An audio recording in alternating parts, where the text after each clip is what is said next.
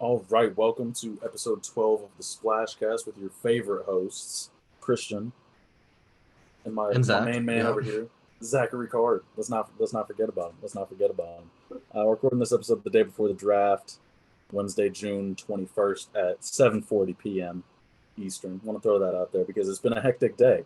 We'll get into that a little bit, but let's start off with a little bit of where we picked off or where we left off these past couple episodes. We've teased it. John Morant. The finals are over.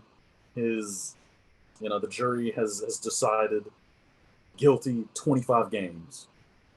How you feeling about that? I think that's a fair amount of games. It's not the most Adam Silver's ever given out. He gave 30 to Miles Bridges. Um, but I think that's a reasonable amount. He won't be able to win any awards next year, which I think is fine. Because of the Yep. new game uh limit or game minimum that they put on for all the awards. But I think it's a fine number. I just don't know Yeah. if we're gonna see him with another gun this summer. I just don't know if Yeah. I'm not buying it. I feel like because the whole thing that they're saying with this time is like, oh well, we gotta, we're gonna make sure that he works with the NBA to create programs to prevent people from doing what he's doing. Bro used ChatGPT to write his last apology. His current apology didn't really sound any better. Um, I don't know. For as someone who really liked Jaw at the beginning of the season, and who came in saying he potentially was going to lead his team to the finals and maybe beyond. I feel like I'm kind of at a point where I've been fed up with John Morant and his antics because it's like, okay, you flash it one time on Instagram Live, that's bad. I'm not gonna excuse that behavior. Definitely bad. But you're young, multi-millionaire, who grew up in what we can assume is a very nice household. Um, you get money, you get involved with the rap culture, the basketball culture, whatever. You brandish a gun on Instagram Live once, understandable mistake. But you do it twice? Nah, John. No. You don't make that same mistake twice after being sorry the first time. You just and don't. his friends too. His friends were the Yeah. ones with the phones out and the cameras out, being like, Well, "Hey, it, he's got his gun out. at Let's least. let's take a video of him." Well, yeah.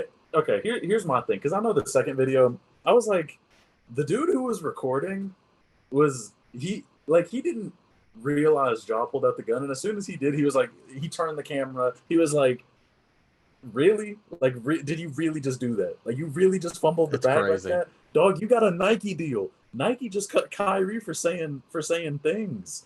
You're showing guns. Yeah, Hey man, I don't want to get into the conversation of which hurts more, words or guns, but both are pretty bad. Both are pretty bad. And showing guns on Instagram Live, just guns in general, people feel some kind of way about that. Maybe not do that when you have your entire future ahead of you. yeah, and you're making millions of dollars a year. Not to mention all the endorsements you get from Nike and all the other stuff. Your Yep. signature shoe just Yep. dropped. You can't Yep. a bunch of like pop up stores, like cool stuff you did with Ja and Nike, and you're just gonna throw it all away. Yeah. They were trying to build him as like a family man. I don't know if you remember, but when they first launched like his Nike ad, it was his daughter. It was his daughter opening the box of shoes. Bro, they're building you up as a family man and you completely fumbled the bag. You refuse to be the family man that they want you to be. Dog, just if Yeah, you're making all that money, smile and wave. Smile and wave. It's really that simple. it's not that But hard to act. yeah, it's not. People do it all the time. And like I feel like something that might not be talked about enough with the situation is like dudes like DeMar DeRozan, for example. Comp 10. That man, DeMar DeRozan, who who actually grew up and stuff like that and has separated himself from that like so much. You know, like working with like the Spurs, for instance, when he was in San Antonio, giving back so much to the community, doing such great things, and like really separating him from like the like ghetto, you know, like archetype that people from his area typically get pigeonholed into. You know, I feel like it's kind of it must really suck for guys like him to see people like John Morant come into the league and just do the complete opposite of what he did in his career. Yeah. He deserves the 25 game suspension. He can potentially get more though. Something to note, because if the NBA doesn't like the program that he comes up with, yeah, he has got to report like directly to the NBA with everything he's doing. Yeah, which is good. Yeah, because I think that's the amazing. NBA has to protect themselves at a certain point. With these things, make the NBA look bad. Oh yeah, I feel like no one has mentioned the malice in the palace in years. Like they have, gotten away from that NBA, and they're at like a nice family-friendly NBA right now. You got the LeBrons, the Giannis's, who are all out here. You got the best players who, though some of them have Twitter fingers like Joel Embiid. It's all relatively but that is still family-friendly. It's still I like the term consumer-friendly. That's the one I'm going to use for it. Because even like the Twitter thing, that's consumer friendly for Joel because he's building his own brand. The consumer will like that. Yeah. And it's family, that's another consumer. Yeah. I just don't think that showing your gun and doing all this and that is like consumer friendly in that same way. Oh, no. Definitely not. I feel like it definitely hurts. It hurts the NBA. It hurts John Morant. I feel like to an extent it hurts the Grizzlies. I don't know. I also thought it was a funny coincidence. What's the guy's name? The Bronny's age. The other guy who got caught with it, who actually like shot at people. Oh. Mikey Williams. Mikey, yeah. He was going to University of Memphis. I don't know. They're just giving a bad rep to Memphis, and I feel like come on. What are you Mikey doing? threw everything away. Yeah, no, he did. I remember seeing his clip on like How's a Highlight 6 years ago. Yeah, bro, we've been seeing this dude grow up as we were growing up. Like we were sitting here like and just seeing clips of this like middle schooler just going crazy. And it's like, oh, Bronny's rival. They built in this rivalry from the time that they were like kids. And then he goes and he just shoots at people. And his career is pretty much over. Because that's a bit ridiculous. I feel like people need to get it under control with the guns. That's in terms of NBA. We're not going to get political here. Yeah, right. This is an NBA podcast. Let's not be mistaken. Yeah. But yeah, I think people need to cool out with brandishing and using guns when your career path is basketball. I feel like that's someone that really made basketball their career path, like that transition. Jordan turned from the basketball goat to the basketball business mind, making like what 100% profits from the more 10 times profit, 10.9 times profit. Yeah, he made so much profit off the Charlotte Hornets, Bobcats, whatever. He made so much money. Went from $275 million investment to a $3 billion buyout. Definitely made a lot of money. We're gonna clap it up for Michael Jordan. Definitely did his thing in the money department. But do you want to know what he didn't do? Make great draft day decisions. And I get it's not all his fault, but you should surround yourself with people who should tell you better. Looking at some of these picks over the past couple of years, we'll start off with a draft day pick, 2018, Shai Gilgeous-Alexander for Miles Bridges.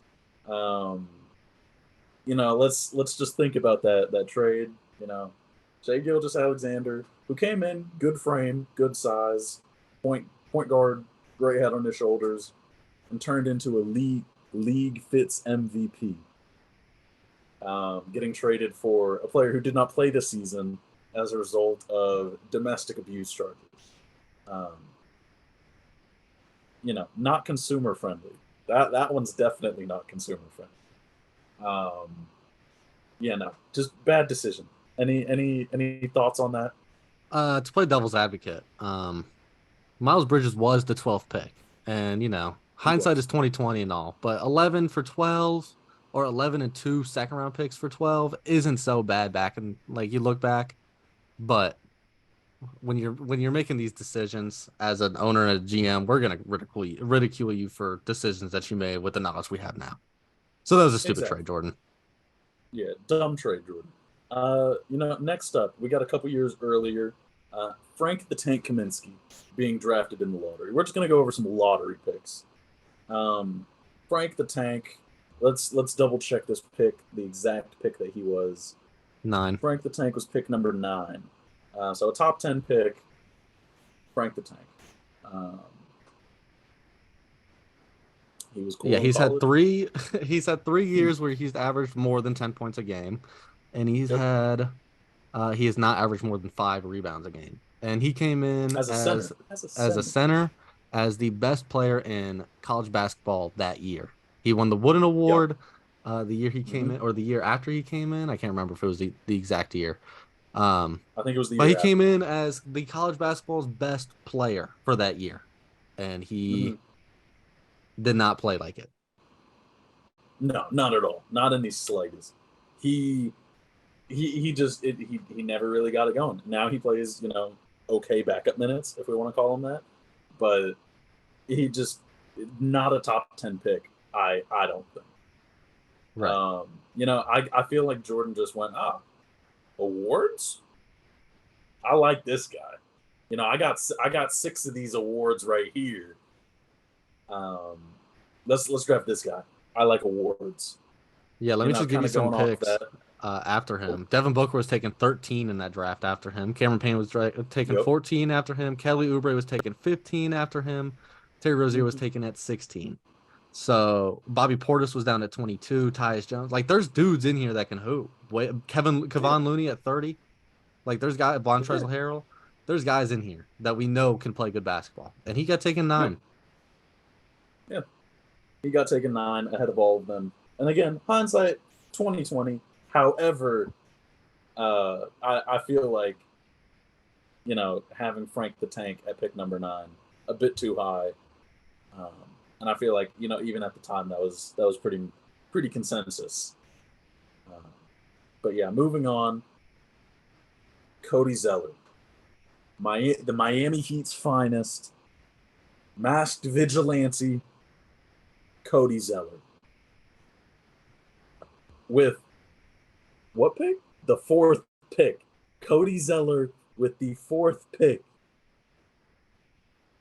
I know you're Yeah, pulling up the draft right now. Let's look at other players who were drafted in this class a little bit I was after. pulling up his stats. He had 4 years where he averaged over 10. He had a couple where he averaged over 5 rebounds.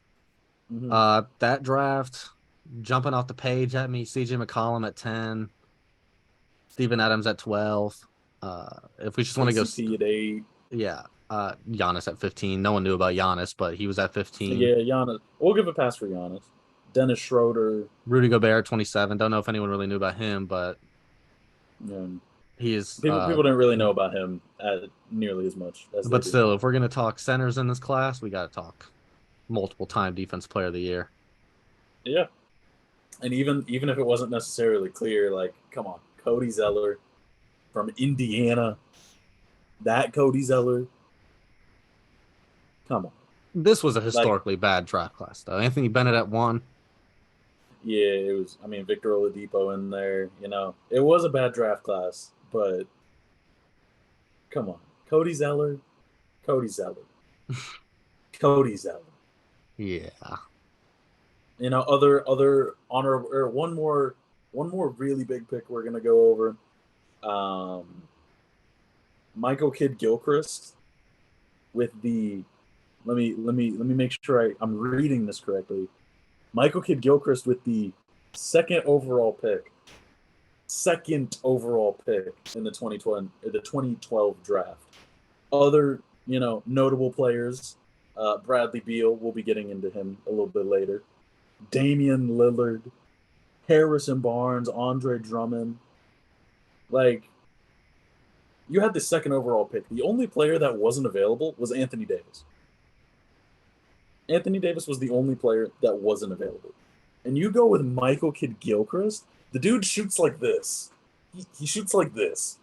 He doesn't shoot the ball properly. It doesn't look like he understands how to play basketball.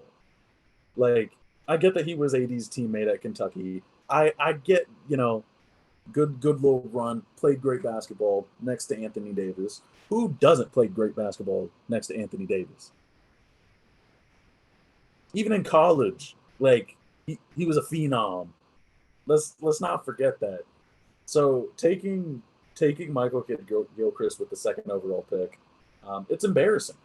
Being the one to green like that, it's embarrassing. Um, you can't do that. That's just not something you need to be doing. Also, they drafted Noah Vonleh. I'm gonna just that's a Celtics little legend. Hold on. I want to go as far to say legend. I don't know. I don't think he's on my Mount Rushmore, but hey, maybe I might need to reevaluate some things. You must not watch But enough Celtics basketball. I don't. No, I Vonleh's don't not on think I your do. Celtics Mount Rushmore. Come on. Yeah, I mean he's top 6 for sure, but he's not top 4. He's not top 4. Barely misses. Fringe, yeah, barely misses. But speaking of Bradley Beal, just brought him up. Talking about Michael Kidd Gilchrist. That boy got traded to the Phoenix Suns. First question that we need to ask, Zach, how does this affect LeBron's legacy? It won't. Bingo. Okay, cool. So Bradley Beal to the Suns. How are you feeling about this? I feel like it's kind of silly. The Suns are just going all in the wrong way, in my opinion. They're going all in on stars. Kevin Durant, Devin Booker, now Bradley Beal. You have these and a stars. bunch of guys with pulses. Yeah, and you just have who on the bench? Rings are not won with just the star players. Rings are won with role players behind them. We just guys saw like Bruce Brown. We had a whole conversation about this a couple weeks ago. Dudes like Bruce Brown are gonna win you rings because that's what he did. Even going into the playoffs, we had this conversation talking about it's about the amount of difference makers on a team. It's not about the amount of stars. It's about the amount of guys who can go out there and who can turn the tides of a game. And like Bruce Brown, you got I mean, Michael Porter Jr., I'd say he's more of a core piece. He's not really like that. But like, you have the Bruce Browns who are scoring just an unbelievable amount of points off the bench. You got the Jeff Greens, the Ish Smith wasn't changing any games. I don't think he got very much PT. But all the you have to build a team. You can't just have 3 dudes taking up the most salary ever sold. And especially when they all do the same thing. Every single the Phoenix Suns, we're just gonna have 3 elite mid-range shooters. We're just gonna have this. They're all there's one basketball. We've been saying this since Chris Paul was on the Rockets. There is one basketball. In Devin Booker, in the playoffs, he showed that he can be an okay point guard, but he's not a full-time point guard. In these playoff series, Devin Booker is not someone who you want to play point like that. They tried turning him into a point guard early in his career. It doesn't work. He's a 2 at heart. He knows it. He plays like it. That's just not his game. He's not going to be going out there getting you 8, set like 7, 8 assists. That's not what he's doing. He's scoring. He scores first. That is his thing. And Bradley Beal, they tried kind of making him a pseudo point guard these past couple of years in Washington. It's not working. He's going to score that thing. He is going to score that thing. And Kevin Durant, is now building himself this reputation of he's worse than LeBron with attempting to make super teams. At least, and I heard a quote recently. At least when LeBron stacked the deck, he did something with it. Yeah, Kevin Durant this is now his 4th super team in 3 years. 3 years? No. 3rd. It's been let's just go through it. Warriors super team, We talking Brooklyn super team. We talking. I wouldn't really call the first stint in Phoenix a super team just because Chris Paul was kind of aged, a little Yeah. bit aged. But Bradley Beal, they traded that boy Chris Paul. They traded Bradley Beal for a tube sock and a bag of half-eaten peanuts. I Chris Paul is not even this going to trade play a doesn't make minute there. sense. They got more compensation from Kristaps Porzingis. They at least got a pick out of Kristaps. Yeah, it's shocking that the Wizards didn't even get a first round pick out of this. That's my big problem with this for Washington is they didn't get a first round pick. How do you It's get rid of Bradley Beal? You traded real deal Bradley Beal and didn't get a first round pick? What's wrong with you? What's wrong? I get he had a no trade clause, and I get he had an awful, very bad contract. Yeah. But it's Bradley Beal. You got to go get yourself a first round pick. Apparently the Miami Heat offered them a first round pick. That. Yes. They offered Duncan Robinson, Kyle Lowry, and a first round pick. Personally, I think that's more worth. That's more value to me. Yeah. Then what? A couple seconds? Seconds don't exist. Second round picks do not exist. I'll be the first to say it. They're a myth.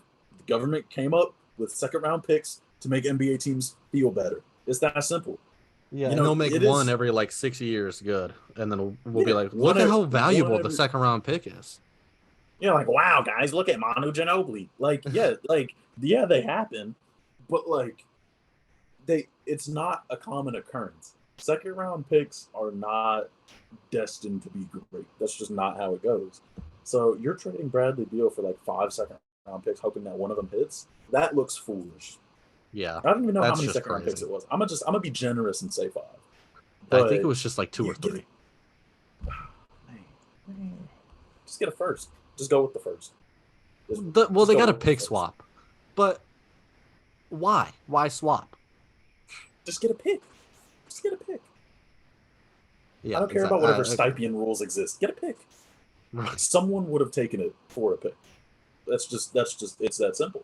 I know for a fact someone would have taken Bradley Beal for a first round pick in some salary matches. Everyone has a bad contract. That's just how it goes. But yeah, on the subject of the Wizards, Kristaps Porzingis also getting traded. We got a little 3-teamer. The Wizards getting Marcus Morris. We got the Clippers getting Malcolm Brogdon, and we got your Celtics getting Kristaps Porzingis. How do you feel about this as a Celtics fan? Let's start with this first and foremost.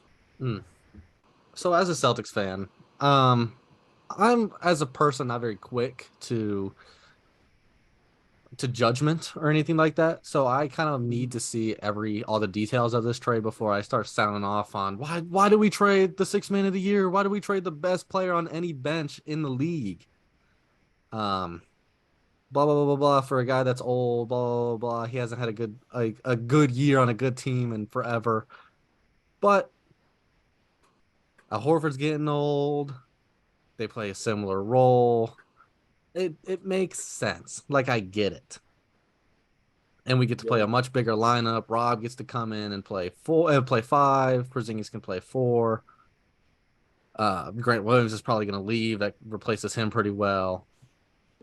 So it makes a lot of sense. Porzingis trade, I think with the Porzingis trade, Grant Williams cannot be re-signed according to the new CBA rules. That's fine. He physically cannot be re-signed. He did not have a great year. Not rocking with the boy. Yeah. If we had this conversation a year ago, I'd be pressed. But a little bit frustrated. Yeah. But his regular season playoffs were not very good this year. No, they're not. So I'm not too mad about losing Grant Williams. But I liked Malcolm Brogdon. He was a good spark plug for a lot of playoff games. He seemed like he was the only one out there that could do anything for some of them. So I learned to like him in just the year that he was here, but I'll learn to like Porzingis too. And I think that's a good way to put it. I know as soon as it came out, I shot you a text and I was like, man, Porzingis to the Celtics. And that, I broke, I piece by piece sent what the trade was. I, as a non-Celtics fan, am really big on it for the Celtics. I went through and I told you, a 5-man lineup of Jaylen Brown, Jason Tatum, Kristaps Porzingis, Robert Williams, and anyone with a pulse, is a pretty solid lineup. but take away the person with the pulse and add in Marcus Smart, add in Derek White. That's a pretty good lineup. And they're not just top heavy. They still have a good amount of depth, I'd say. You can still have Derek White coming off the bench and being that spark plug. I feel like there was a logjam at the point guard position, at the guard position in general, where you just have guys who, like, Malcolm Brogdon had the third highest efficiency on the team, I'm pretty sure. Yeah, not that doesn't efficiency, surprise the me. third highest usage. He had the third highest usage on the team. Okay, that doesn't coming surprise off me the either. bench. Yeah, because he came in, he ran the show, and he got a 6 Man of the Year award for it. And I feel like he definitely did a good job with what he did. But I feel like now you can really have Marcus Smart go in and just hound on defense. Defensive Player of the Year. Let's not forget that. You can have Derek White go in, and he can run the show for a little bit. And they get enough minutes to be comfortable, still get their shots up, play good defense, cool, impact the game in meaningful ways. Get warm, because that is part of the game. You got to be able to get a feel for it. You got to be able to play it, get into it. If you're not playing well, boom, now you can put in the other guy. Wait for the other guy to, cool off a little bit, boom, swap him again. It's just plug and play. And I feel like having Kristaps not only clears that log jam at the guard position, but gives a lot of versatility with the bigs. Because like you said, Al Horford's getting old. He's 37 years old. How long is he going to be putting up, the defense like this? I feel like once he gets to 40, we don't even know if he's going to be in the league. So definitely having someone like Kristaps, who, even though this is his last year on his deal, it's the same with Malcolm Brogdon. They're both going into the last years of the deals. This gives more defensive versatility. Kristaps he was in the 97th percentile or something like that for rim deterrence. People don't want to drive on him. So you have him in the paint, and you have Rob Will roaming, which is what he does best. I feel like defensively, the team just got significantly better by, getting Kristaps Porzingis. And not even to mention that he is the definition of a floor spacer. And not even just foot on the line kind of floor spacer. He's pulling from the hash. He'd pull from half court if you let him. He's he shoots it well. He shot 38% last season. And career, if you look at his whole career, that's not abnormal. Him shooting 38, 37, 36% is the norm. That's pretty normal. And he played what? He played 65 games last season? I think he played 65 games last season. And they shut him down for the entire end of the season because they were tanking. So he could he's proven that he can kind of be healthy. He was a fringe all-star last year. I know there was conversations about him potentially being an all-star. He played good basketball. He's going to space the floor. He's going to play okay defense. He's going to deter people at the rim for sure. He's 7'3". That's all you got to do. Just right here. And then go to the other side. Boom. 3. It's that simple. Kristaps, he's going to go in. He's going to play his role. I think he's going to be a great supplemental piece alongside Jason Tatum and Jaylen Brown.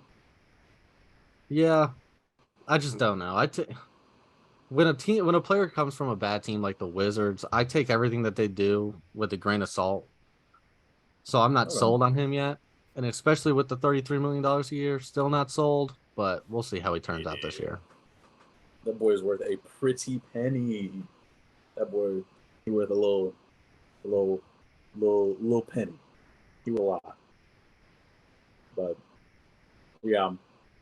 That kind of covers the two main trades. The Nuggets also made a trade, in case Bruce Brown leaves. They got some picks from Indiana, in case they need to draft someone. Hopefully they can draft someone. They've been pretty good in the draft recently with those late first round picks. So I mean, hoping that they can hit on someone who could probably come into a Christian Brown role or a Bruce Brown role. I feel like that's not necessarily ridiculous. The Nuggets, I believe in them. They're pretty good at drafting. Yeah, I think that's a pretty solid move. Just a real safe move. But going on to draft picks. All this talk about draft picks. We got the draft tomorrow, Zach. Mm-hmm. And one of our favorite parts of the draft. So happy for these players getting drafted. But draft day trades. Let's talk about some draft day trades. What do you think? are some draft day trades that we could possibly see? I'm keeping a big eye on Karl Anthony Towns and the Timberwolves. After Okay. they traded everything for Rudy Gobert, they have nothing, and they got to The get whole something team. back. They do. Um, because they have no picks, they have no nothing. They got to Yep. regain the flexibility that they lost Yeah. in the picks to get Rudy Gobert, and I think the only way you can do that is by getting rid of Karl Anthony Towns. Yeah. Um, He's probably the highest stock player that they have, or that they're going to trade because they're not trading Anthony Edwards. That'd be silly. yeah, no. Um, that's just not. So I think they could move into the top three. I'd probably with the Trailblazers, or not the Trailblazers. I lost my train of thought. Anyways, probably not for two. Now that the Hornets seem pretty set on who they're going to draft. Yeah. Um, but I think we could see him move up into top five. Yeah. I can definitely see top five, maybe three, maybe. I don't know. I feel like no one's. I feel like Portland. I don't know. I feel like people might not be willing to take the risk on Karl Anthony Towns, um, just as a result of him coming back from this injury. He didn't necessarily look great. Like, yeah, he's a very unique big man. He's a very unique player, um, but I just don't think too many people are going to be swinging for the fences and trading their pick for Karl Anthony Towns. That's just that's just not how I see it. I think the Timberwolves are kind of just stuck where they are. I know a team that I think could be making some moves though. The Toronto Raptors. I think they could be trading Pascal Siakam. I think it might be time for Spicy P to team up with Dame Dollar. That's what I'm thinking. I think that's a reasonable fit. Um, I don't know. Him playing with Jeremy Grant might be kind of weird, but I think they'll make it work. Um, So do you think they move that 13 pick to the Blazers yeah, with Pascal? Okay. yeah. I think the 13th pick is definitely involved in that. Um, I mean, because it's a high pick. It's the third pick, correct? Third pick. Blazers, I yeah. feel like yeah, you're looking at what's left of Brandon Miller, your favorite player, Zach, and Scoot Henderson. You're looking at these two, and I feel like I don't know if you get Scoot at three, that's a steal. And I feel like Charlotte's made it very clear who they're trying to pick at two. Michael Jordan, he was just infatuated by Brandon Miller and his game. Everything that he brings to the table. But speaking of bringing things, Zach, what did he bring? I don't I don't think I remember. What did he bring? Here, I'll give you a quote from ESPN. Starting All right. line of this article. The opening line, quote, Alabama freshman basketball standout Brandon Miller brought a teammate the handgun that was used to kill a woman last month, according to the police in Tuscaloosa, Alabama. He brought the weapon that was used to murder someone to the crime scene, to the person that fired it to kill the person, and nothing happened. He played basketball. He finished the year. He lost in the what? They got upset early in the tournament. Whatever. They lost. I don't understand why he's not behind bars. He I, brought the I gun agree. to the murderer who is behind bars, who is facing a capital murder charge. Capital murder. Yeah. He I think he contributed to that. I think he definitely contributed to that by bringing a gun. I agree. I feel like it's strange that no severe repercussions are handed to Brandon Miller. He's still in the draft. He's still chilling. Um, and evidently, Michael Jordan does not care. He's just trying to get this team full of hoodlums, ragamuffins, Michael Jordan's like, I'm hooligans. out of here. Michael Jordan, Yeah, oh, we're gonna draft Brandon Miller. I gotta sell this team. yeah. I'm time for me to go. But he gets the final say. I've been seeing a lot of things saying that new management is going to be present in the room, but what Michael Jordan says goes for this, and then he's dipping after this. So I don't know. I feel like drafting Brandon Miller at two is a mistake. I feel like it's another case of the second overall pick just being crazy. Yeah, because I feel obviously like second Wembanyama is overall going to pick, go we see that a 1. lot. Obviously, But I think the Scoot Spurs, is baby. not going to be that much far behind him. No, I think Scoot is very good, and I feel like for the vast majority of the year, we were sitting here looking at Scoot as like consensus number 2. Like those are both generational players, but Brandon Miller, I guess, has a lot of stock just because Charlotte has LaMelo Ball and they don't want to figure out the logjam at point guard and make one of them play the 2.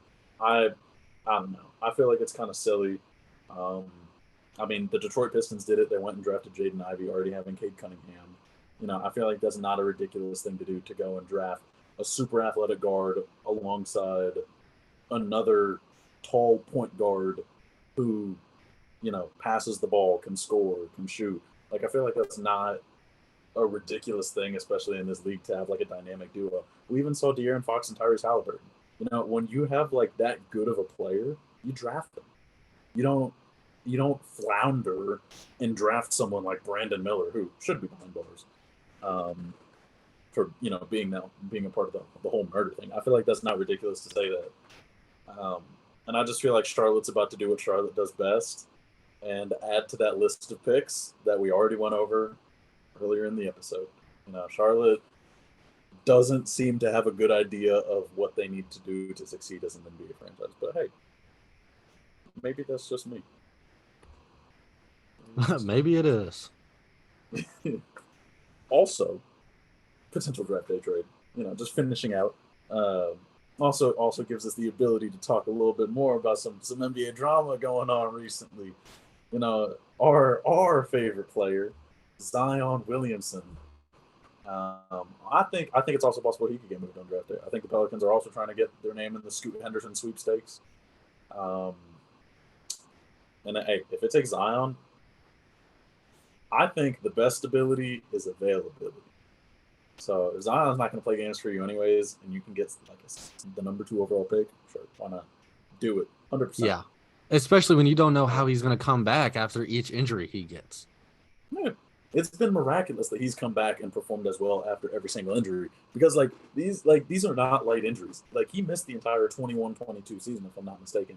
He came back, he played cool for like 20 games, boom, injured again. And it's like, come on.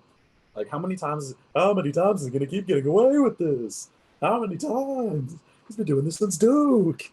How many times is he going to get away with it? It's just, it's not worth it. It's just not worth it. I think if I'm the Pelicans and I have the ability to get that second or third overall pick, I say do it. I say trade Zion, do it. He got his drama going on right now.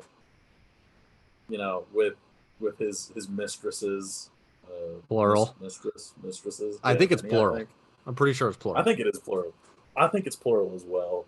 I'm not gonna speak too much about another man's business, but hey, come on, man.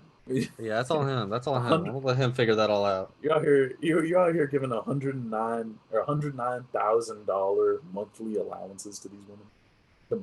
Come on, bro. The text where he was like, "How much do you expect me to pay you?" Oh, and I am really excited for you to come, by the way. Yeah, like it's transactional. Nah, Zion spits game like he's 13 years old. He's like, so how much is this gonna cost me for us to do this? Like, come on, dog. Come on. You're better than that. I know you're better than that. But that's Zion. I say trade him. I say trade him to whoever takes him. I don't want him on my team. It's that simple. And yeah, that's that. Any closing remarks, Zach, before we end this one off? No. Celtics don't have a pick tomorrow, so I got no hot takes for us.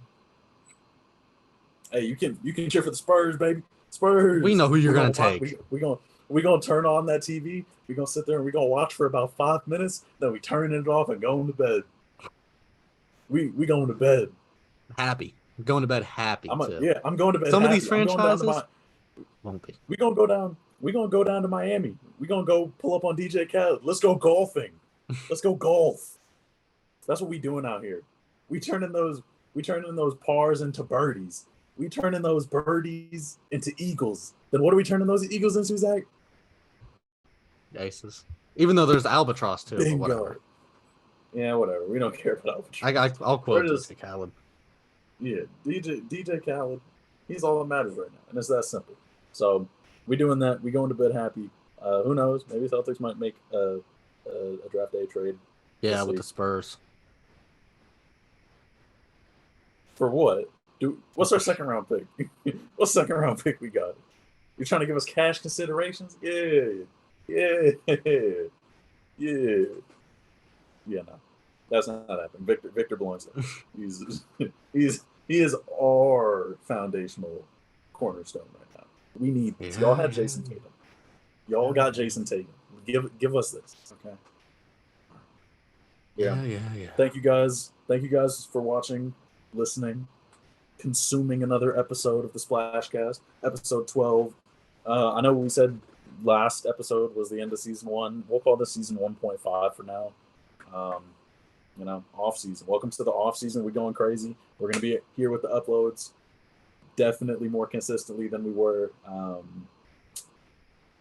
towards the end of the season. But hey, we're here. We're gonna be here some more. Get used to it. Thank you for listening. That is all. Peace.